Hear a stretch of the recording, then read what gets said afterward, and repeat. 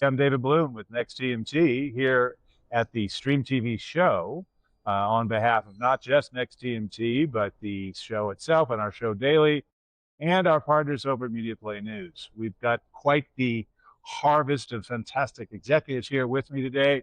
I've got Vince Torres, CMO of DirecTV. You may have heard of them. They are now so much more than they used to be, and I've been told that by the squirrel, so it must be true. And Matt Smith, Chief Evangelist. You can see the religious patina around him for AKTA, which does a whole lot of really cool stuff. So we're going to talk a little bit about what they're seeing at the show, what they're talking about at the show, what they're hearing from various folks. I have to tell you today, I heard some really interesting stuff from Dave Bernath, the CEO of Whirl, calling for, I think, a little more comity between not comedy, but comity between the sides in the FAST universe. A broken business, he says, that needs to have a commitment to building an ecosystem where we've got a data sharing. The better revenue share is more like an app store, 70-30, say, and a currency, an ad currency, so we can actually know what's winning. And I'm just sort of curious, just to start, what you guys think about that. Matt, you want to kick us off? Yeah, I think, and having some discussions prior to this, we're talking about discoverability. So how is that viewer going to find that content, number one, before they can consume it? And I think there's a very big challenge in the FAST universe today in terms of finding your audience, right? Helping those viewers to find you, number one, and then consume that content. Again, we're talking about quality of that content and ultimately monetization, right? Are you going to make some ad revenue off of that? To Dave's point, I think that is still a challenge for that side of the business. And then talking with Vince here a few minutes ago, we talked about the difference in that product and a curated experience where it's more traditional but modern, that enables that viewer to find that content and search across it, which we'll get to here in a second. So figuring out how you cut across these verticals to find the content that you want, which isn't necessarily in a fast world, but again, that's what we were comparing. So I think there's some merit to that discussion, but the details are in the fine print. Yes, it's almost like a big negotiation in some place like, I don't know, the Middle East, where there are lots of details in the negotiation. I think his point was we need to start negotiating. And I think that that's an interesting, and building toward a sustainable future. Now, I'm curious, Vince, because you're one of those platforms. Yeah. You do a lot of curation. You do a lot of really interesting stuff as you all have transformed from being a satellite-only kind of provider to much more than that. So what's your thoughts on all this? So I would say the demand for fast content is increasing because the quality of that fast content is getting really, really good. And so if we take a step back, we launched a product back in December of 2024 called My Free DirecTV. And that all it is, it's built on, has 150 plus channels of fast content, only fast content in it. And we've kind of curated which channels to start with. So there's a lot more out there, but we kind of hand selected the set of fast content that we thought would be most relevant to consumers. This is at a time when there are 4,000 fast channels, something like that, some crazy number, right? It really is and it continues to grow, right? Yeah. As it should. And so I think the key back to the discoverability is where we have had success is, first of all, to support the notion that there's good quality. We've seen the engagement go up tremendously, not just on the consumers that sign up for My Free DirecTV, but all our paid customers on all our streaming platforms, paid streaming platforms, are engaging with that fast content at a very high level. Why? Back to your point, that we've curated the content in a way within our user interface that if we think this is the type of genre you engage with or the type of shows you engage with, we really don't care whether that's a paid channel that content's showing up on or a fast channel. And so we bring it to the forefront. And once you bring it to that forefront within our UI through our recommendations, consumers begin to engage with it. And that's why we're seeing quite a bit of engagement, which is leading, to your point, to quite a bit of advertising revenue from those impressions, from those eyeballs that are watching those channels. Right. So I do think the mechanism is there to kind of help these fast channels grow and invest. The key is producing the right content, because there is also a lot of not so good content that's out there. I can't believe you said that here in this mecca of great content known as the we Stream focus TV on the show. good content. You guys curate the good stuff. I do think curation is really interesting. Adam Lewinson, the longtime chief creative officer for Tubi, got up there and said, you know, our whole deal is we've got 300,000 hours of TV shows, and that's a lot, including a surprising number. I've been talking to him for 7, 8, 9 years now. Surprising amount of original content on a channel I don't think, or a provider I don't think about for original programming. But the whole point is you have the originals to bring them in, and then you have a bunch of other stuff for them to go, those fandoms to go into the rabbit hole.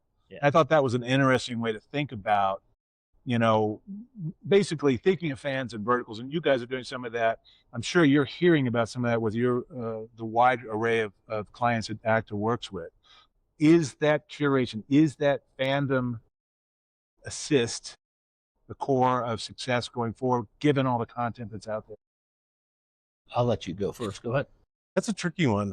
There's something to be said about these communities, the fandoms, as you call them, and how passionate they are and how much they will engage with like content. We were talking about this as well across, you know, from provider to provider. You know, sometimes in this universe we operate in, a given provider will say, if you like this show, I'll show you this show as well, which is in my walled garden. Right. But the hard part is getting across those other walls to find like content, right? Right.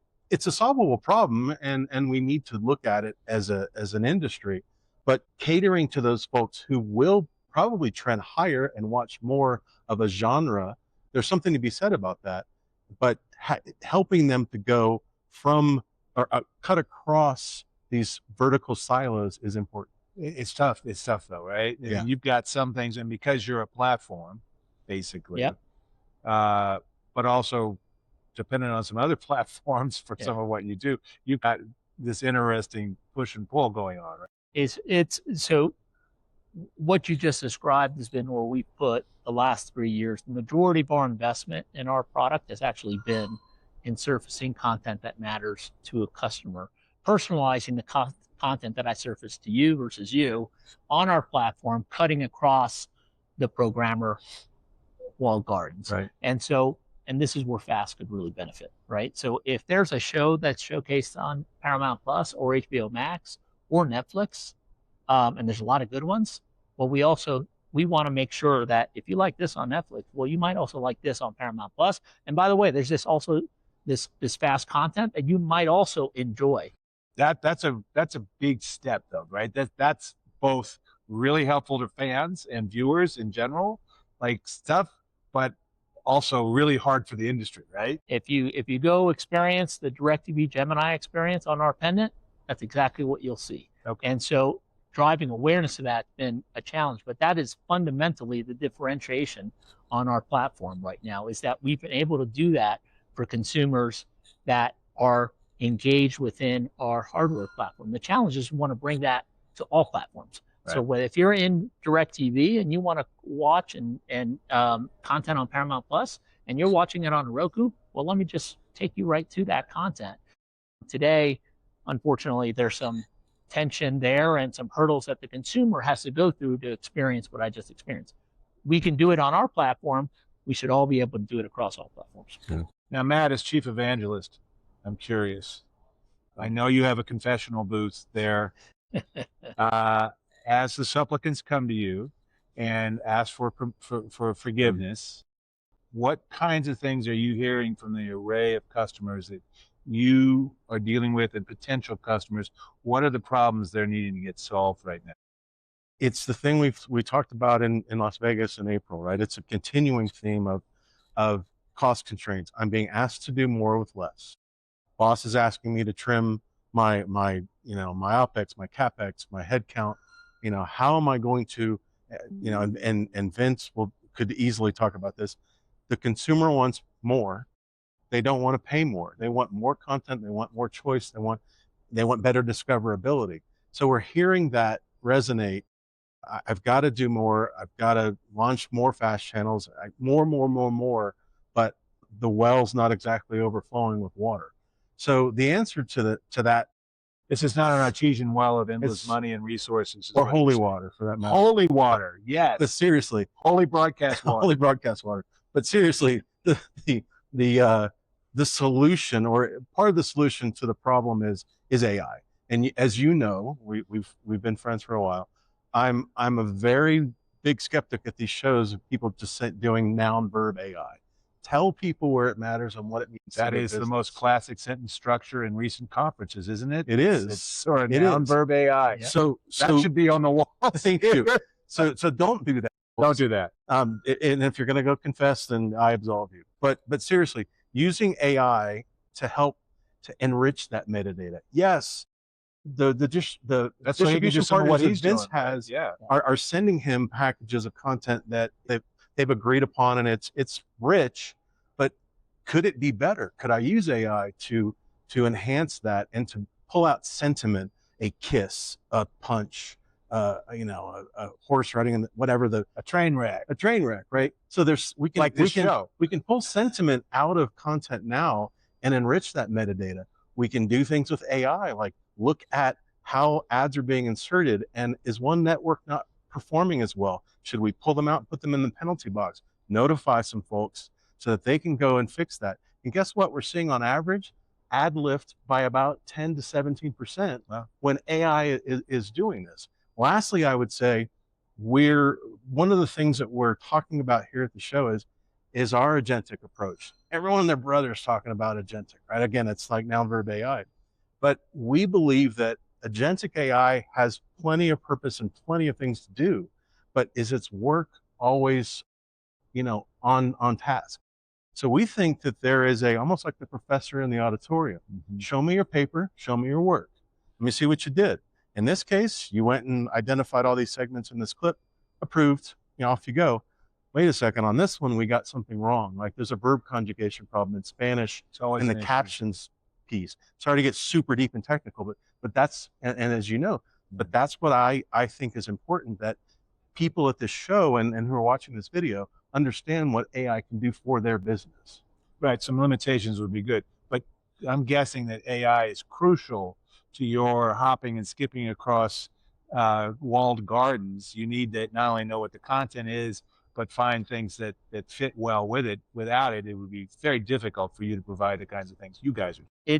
Well, what AI is enabling us to do is, if the end game here is to get as personalized and relevant to the customer, putting the customer at the middle of the equation, there are tools that AI is enabling us to do that it's impossible to accomplish with a team of humans.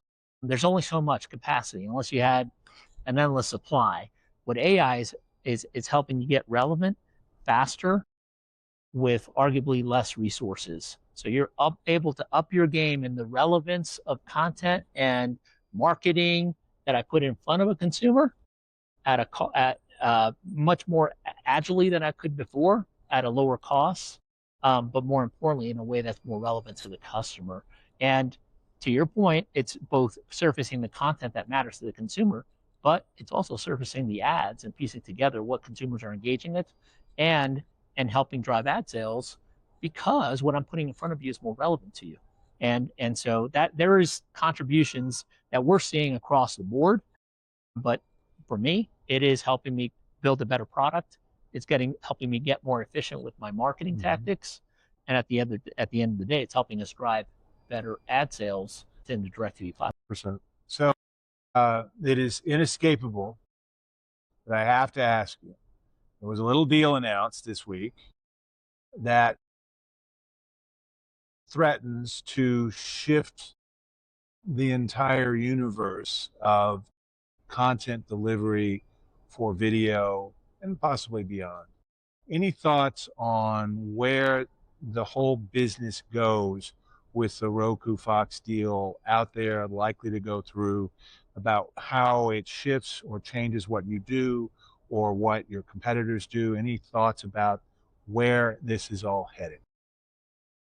Well, from my perspective, I think it's a smart move for Fox for sure.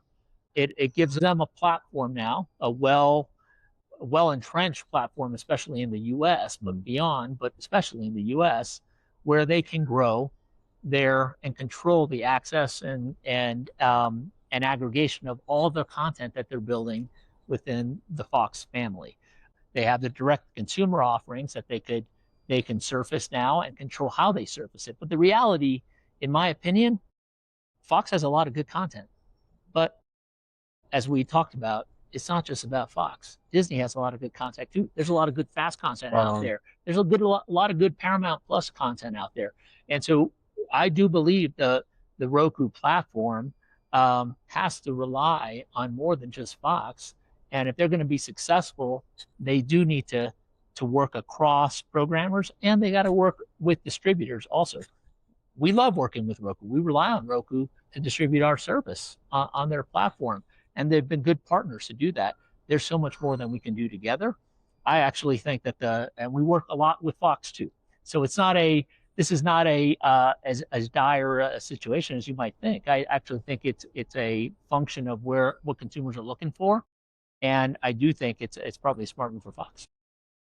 It's hard to say much more than Vince said. That was very well put. I agree with what Vince said, and I hope, as a technologist and a streaming guy for years, that Fox doesn't tip the apple cart over, because I think what Vince just said carries a ton of weight. I think what Roku's built is very valuable, and needs more than just that Fox content. Yeah. So I hope, again, as a technologist and as a streaming person, that they let it breathe for a while and see where things go. I think it was an extremely strategic and very intelligent move. Hopefully it's not a beacon that we point back to and say, man, remember Roku? I really hope that it goes the way that we hope as a collective, as opposed to, this is my ball and I'm going to play. It's an ad. It's all the reality is, from an ad sales perspective, that's a bit the ad sales business model behind Roku and behind Fox. I mean, think about the amount of data that exists within Roku on content that's not Fox, and think about how that information can inform what Fox invests with and what content they put in front of what customer to drive ad sales. I do think, from an ad sales perspective, it is a valuable data source, frankly, for both. Yeah, absolutely. One last question tonight. They'll have the awards show, followed here at the Stream TV show by a concert by Flo Rida, the prominent hip hop guy. You guys both look like longtime hip hop fans. Just tell me your favorite Flo Rida song.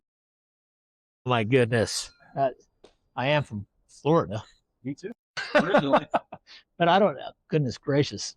Guess you're going to find out tonight. I'm going to find out tonight what my favorite song is. Yeah, your house. Your house. There you go. Get your hands up. That probably is the most popular one. That's probably a good guess. All right. With that, I think we'll wrap this up and let you guys get out of here before I say anything awful. This is David Bloom with NextTMT. I'm here with Matt Smith of AKTA, Vince Torres of DirecTV, CMO, Chief Evangelist, awesome dudes, and big Flo Rida fans. I think it's pretty obvious. OGGG fans here at the Stream TV show in Denver. We are here in part thanks to our fine friends at the Stream TV show itself and with Media Play News, our midweek partners. So with all of that, thank you, everyone.